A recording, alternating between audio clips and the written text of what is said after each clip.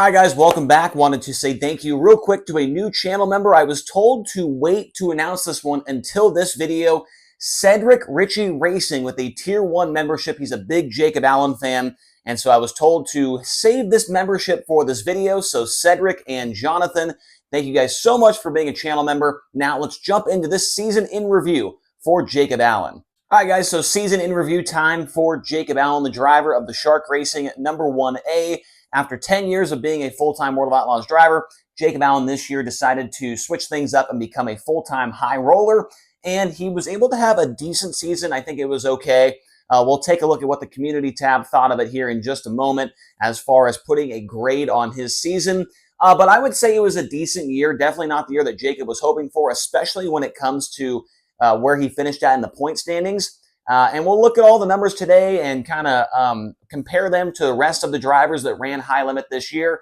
And for a couple of the things on the board, especially on the next whiteboard that we put up on the wall here, he had some pretty good numbers compared to the rest of the drivers that raced with the series full-time this year.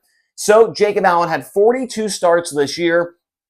So he did miss a couple of shows along the way, but 42 main event starts this year. He did get one win early on in the season. He had 7 top 5 finishes for 16% of the time he would finish inside the top 5, and 17 top 10s, which equates to about 40% of the time he finished inside the top 10. He did have 24 laps led on the season, and not all of those came in just one race. I think he led 2 or 3 races throughout the year, so 24 laps led there for Jacob Allen. He did finish 13th in the overall point standings, so not exactly what, that was kind of what I mentioned there at the top. I mean, the last couple of years, I would say for the last 3, 4, maybe 5 years, Jacob Allen was finishing between 9th to 10th or 11th in World of Outlaws points. And so 13th, definitely not what he was hoping for. But we'll get to more of that, the reason maybe why that happened in just a few minutes. The midweek standings, he was 18th overall, so was not very good when it comes to the midweek money series. So there was 18 full-time drivers that ran midweek money series, and he was technically last of all those drivers. Well, I guess he did beat Kevin Newton, but there was, Kyle Larson was in there. He beat him. Cole Macedo beat him. So definitely not very good when it came to the midweek side of things. The money earned when it comes to just high limit racing this year for Jacob Allen, for the race earnings, $110,579 for him. And then 13th in the overall championship earned him another $25,000 for the points fund. Before or going into, or I guess at the end of the season, I should say, he was 115 points ahead of the 14th place points finisher, which was Casey Kane, and he was behind Zeb Wise by 59 points for 11th, or make that 12th in the overall championship point standings, meaning that the next time we do a season in review, it will be for Zeb Wise, which that magnet is now technically out of date for him, but we'll still be using it later on this week when we do a season in review for Zeb. Jacob Allen needed 5 provisionals to make the show this year. And if this is the first time watching this video, the first time watching, I should say, a season in review, you do get 6 provisionals throughout the year. And I've explained several times how those come about. 3 in the regular season, 1 for the midweek money series, and then 2 for the final 2 races at Texas. So Jacob Allen needed almost every provisional allotted to him throughout the year. Definitely not ideal, but sometimes that's what happens when you go to tracks that, maybe aren't, suited to your style. And that was kind of the case there for Jacob. 7 DNFs. So a lot of races where Jacob Allen did not finish the race, whether that's being crashed out, parts failure, or maybe goes a lap down and pulls into the infield and calls it a night. 7 of those for Jacob Allen this year. His best finish, well, that's pretty easy. He got a win during race number 4 at Golden Isles Speedway in Georgia, and it was a good one to win. I want to say it was $20,000 to win, maybe it was $25,000 to win, but a pretty big win there early on in the year for Jacob Allen, and his season started off really, really hot. I mean, he was in the top 10 for, I want to say, quite a few races there in the first 5, 6, 7 races of the season, and he got that win at Golden Isles, and that was awesome. Surprised a lot of people with him getting a win that early on in the year with such a tough group of cars. Unfortunately, that speed did not make it throughout the entire year, and we'll talk more about that here in just a moment. His SprintCarRatings.com ranking, pretty good. 20th best driver in 2024, according to their formula that they put together on the website. Now, that is also including other wins and races that he did run this year. That is not just with High Limit. I mean, he got 4 wins total this year, I believe. A couple more with the IRA series. So those wins are definitely helping that ranking, but still 20th overall. Pretty darn good for Jacob Allen. My prediction for him at the beginning of the year, before the season even started, I put out a video, a season preview for each driver. I had Jacob Allen somewhere between 1 and 4 wins, which he did get 1, so I'm going to give myself the win on that one.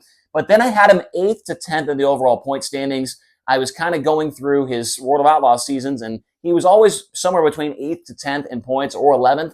And so that's kind of where I went with that. But he finished 13th, so I was way off on the championship prediction for him. And I think that Jacob Allen was one of the very first guys that kind of said that he was going to be running full-time High Limit. And so maybe if I would have waited to do that season preview for him, I maybe would have bumped him back a few more spots. But it is what it is at this point in time. His best stretch of races throughout the year, and this is in my opinion, races 42 through 48. He finished on a pretty high note there for Jacob Allen.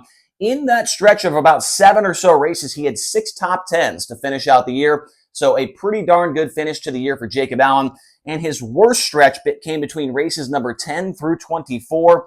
He only had 1 top 10 finish in that stretch, and he had 9 finishes outside of the top 15. So that 15 or so, 14 or so race stretch right there in the middle of the year definitely was not a good one for Jacob Allen with 9 finishes outside of the top 15.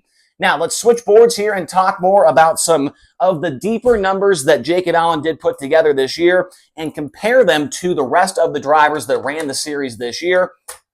Make sure that doesn't fly off. This whiteboard has been through hell and back, by the way. I got this in California, and it rode in the High Limit Racing Command Center from California to Port Royal and then back to Ohio or something. I can't remember, but you could tell it's definitely had some better days, but we're still using it, making it work.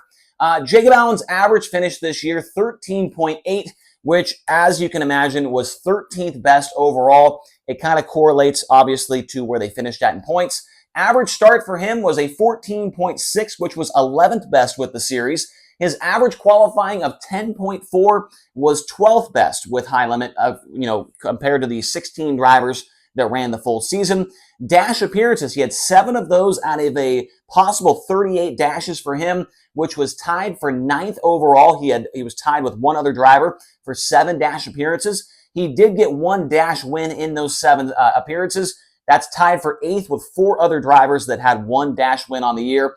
He had 0 hard charges, which is a big surprise to me because Jacob Allen is usually a guy that's known for coming from the back and rolling the bottom and making a lot of passes. So 0 hard chargers was hard for me to believe. I had to check that one a couple of times. And he was tied with Brenham Crouch for worst in the series with 0 hard charger awards. He did have 2 quick time awards, which was 11th best with the series.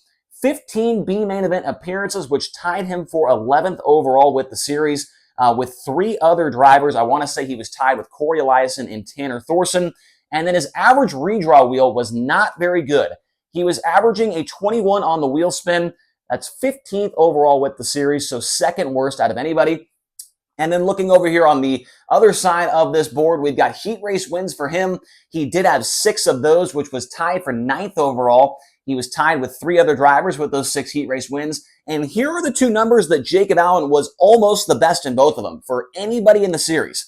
His top 5 efficiency, every time he started in the top 5, he also finished in the top 5. So 100% of the time, when Jacob Allen started top 5, he finished there. And that is 1st overall in the series. And his top 10 efficiency was just as good. He had 10 top 10 starts. He had 9 top 10 finishes. 90% of the time, he made it happen. That is 2nd overall with the series. So very, very good. When Jacob Allen started in the top 10 or the top 5, more than likely he was going to be staying there.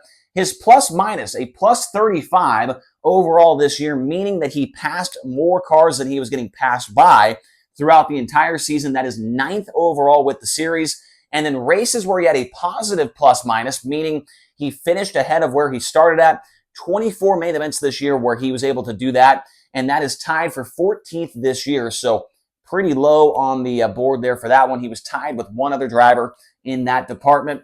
His average finish from first half of the season was 14.3, and his average finish from the second half of the season was 13.2. So he was able to get better and better as the season went along by about one position throughout the first. So the first half is the first 24 races. The second half is the second 25 races, 49 races total this year. So Jacob Allen getting a little bit better throughout the season.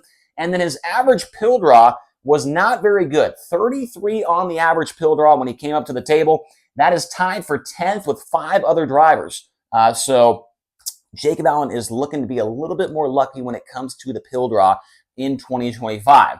Now, speaking of 2025, future plans for Jacob Allen are very much up in the air. He is having a child here very, very soon, and I would not be surprised at all if he did stay local to Pennsylvania, come out and run maybe Eldora, run Knoxville, run the big races in the Midwest. I would be shocked if Jacob Allen was a full-time driver with a series next year, but we do not know his plans officially. I'm guessing, I'm assuming that his father would love to be on a tour at some point, or, next year. But with Jacob Allen having a kid, that is certainly going to be a little bit tougher. So it would suck to lose Jacob Allen as a full-time driver because he is one of the best guys in the pit area. He's a fan favorite. He's a crowd favorite. He's one of my favorites as well. He's an awesome guy, and it really sucks if we do lose him. I don't know if that's the case yet, but it would definitely be a huge hit to the series if we lost a very likable character like Jacob Allen. Now, let's see what the community tab has to say about Jacob Allen's 2024 High Limit Racing season here. So we put up a poll on the community tab. Make sure to go to that community tab right now or after this video and vote if you haven't. I just put up one earlier about Corey Eliason, so please go over there and vote. Community tab, 463 votes for Jacob Allen. And here is his report card, as we are calling it. 3% of the channel gave him an A on the season. I'm not going to agree with an A. I think that an A would have been maybe 4 wins, a top 10 in the point standings, but 3% said A. B was 23% of the vote, and then a majority of the vote went to C at 51%. D, and man, this is ruthless right here. 22% of the vote went to D for Jacob Allen. And then 1% of people just do not like Jacob Allen. They think he sucks. And so 1% of people put an F on there, which definitely is not the correct choice there. So maybe somebody hit the wrong button. They were scrolling by and accidentally tapped it, or maybe it's somebody that doesn't know anything about this channel and they saw the poll and just clicked on it to be mean. I don't know. But F, that is not very nice, whoever you are. I think I've got to go with C. 13th in the point standings was definitely not what we were expecting from him. The win early on in the season was not what we were expected either. But I feel like if he would have just kept that speed, which is obviously hard to do in sprint car racing, especially when you kind of have a revolving door of crew guys and things like that, that was an issue for Jacob Allen this year as well. Then, it's a little bit tougher to be more consistent. But I think C is definitely the right choice here for Jacob. That's what I would give him if I was voting in the poll. So 51% of the people putting down C on Jacob Allen's report card. So hopefully you guys enjoyed this video. Maybe you learned something new. We'll come back a little bit later this week with the season in review for Zeb Wise. We're going to try and, we try and do the season interviews every other day. Just to kind of, break up the monotony of doing the same thing over and over. But we will do those again. What's today? Tuesday. So Thursday, we will be going and doing the season interview for Zeb Wise. So thank you guys so much for watching. I appreciate all of your support, and we will talk to you again here very soon. All right, guys, hopefully you enjoyed the video. Now, as we do every time we get a new channel member, I want to say thank you to the other channel members that put a lot of their own money in to help make this channel better and better. Blake Dowell and Racing Vagabond, they have been around the longest at 6 months. Skyke Easy Does It, Bill Gillis, and then Caleb Johnson will join the 2-month club today. Ryan Showalter, Nate Trewin, also Bill Cinnamon, Kurt Brooks, Jay Hotlaps, Brad Reynolds. We've also got Matt Parsons, Daryl Snipey 47A, John O'Neill, Ryan Farnsley, Ed Minus, Jay Strasser, Christopher Thacker, Brent Bear, and Skill Owner. Thank you guys all so very much for your generosity, and we will see you guys all in the next video. Thank you so much for your support. We'll talk to you again soon.